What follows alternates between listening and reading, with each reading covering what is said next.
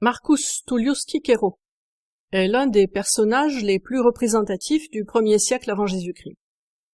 Avocat brillant, il a aussi joué un rôle politique important en ce dernier siècle de la République, et dans ses moments de loisirs plus ou moins forcés, il a produit une œuvre théorique considérable, surtout dans les domaines de la rhétorique et de la philosophie.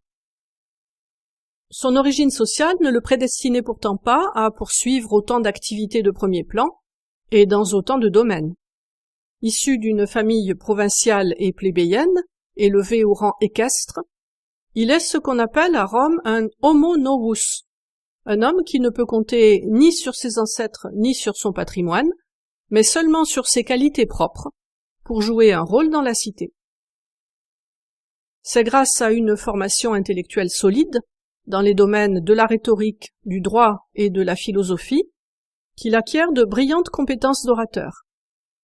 Et c'est en tant qu'avocat qu'il fait ses débuts à Rome sur la scène judiciaire, en particulier lors du procès de Sextus Roscius, au cours duquel il s'oppose courageusement à un affranchi du dictateur Sylla. Après un voyage en Grèce de 3 ans, qui lui permet de compléter sa formation intellectuelle, il consolide sa réputation et ses appuis à Rome et se trouve prêt à 30 ans à se lancer dans le cursus honorum, la voie de l'engagement politique. Une questure réussie à Lilybée lui donne l'occasion de se faire apprécier des Siciliens qui font appel à lui lors de l'affaire Verrès. Le succès écrasant qu'il remporte alors contre ce gouverneur corrompu lui donne l'accès à l'édilité. Puis viendront la préture, puis le consulat, qui constitue la consécration dans une carrière politique à Rome. C'est donc Cicéron qui a la lourde tâche de mettre un terme au projet de coup d'État de Catilina en 63, ce qu'il fait en 4 brillants discours, les catilinaires. Mais bien qu'il ait pris la précaution de faire délibérer le Sénat sur l'exécution sans jugement des complices de Catilina, cette décision est la source des nombreuses attaques qu'il va subir par la suite. En 60, la constitution du premier triumvirat donne un nouveau coup à la légalité républicaine. À la faveur de cette nouvelle donne politique, le tribun de la plèbe, Publius Clodius, fait voter en 58 une loi rétroactive interdisant de faire mettre à mort un citoyen romain sans jugement du peuple, puis une loi d'exil à l'encontre de Cicéron. Celui-ci se réfugie en Grèce, pendant que ses biens sont pillés et ses maisons incendiées. L'année suivante, les équilibres politiques s'étant modifiés, Cicéron est rappelé à Rome, où il effectue un retour triomphal. Mais en 56, l'entrevue de Luc, au cours de laquelle les triumvirs se répartissent leurs futures charges, confirme la réduction considérable des pouvoirs réels du Sénat. Cicéron, politiquement isolé, se retire dans ses villas et profite de cet otium forcé pour avancer ses travaux théoriques dans le domaine de la rhétorique, mais aussi et surtout de la philosophie politique, avec en particulier le De Republica. En 51, on lui confie, un peu par défaut, un proconsulat en Cilicie, dont il s'acquitte consciencieusement. Mais cette reprise de la vie politique sera de courte portée. En 49, le déclenchement de la guerre civile entre Pompée et César l'oblige à choisir son camp.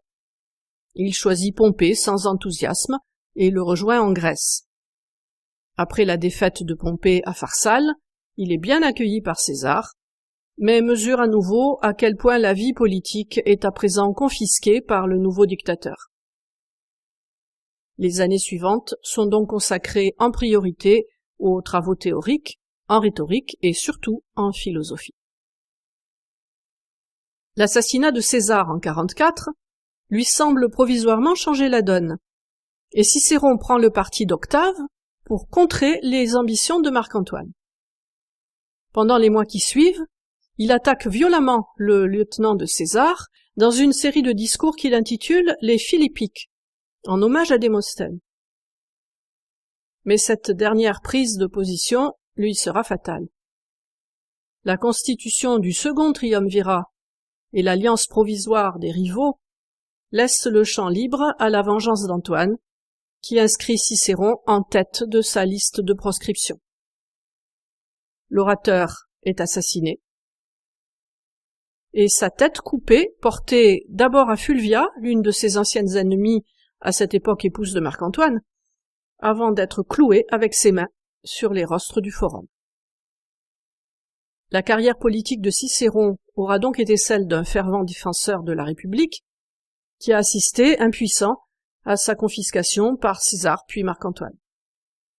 Mais si ses qualités oratoires et intellectuelles étaient indéniables, Cicéron n'a pas pris la mesure de l'impasse dans laquelle se trouvait ce régime républicain, et son combat, quoique louable et désintéressé, était condamné d'avance. Il fallait un personnage de la trempe d'Octave pour le venger d'Antoine et inventer une solution politique qui ouvrirait la voie à l'Empire.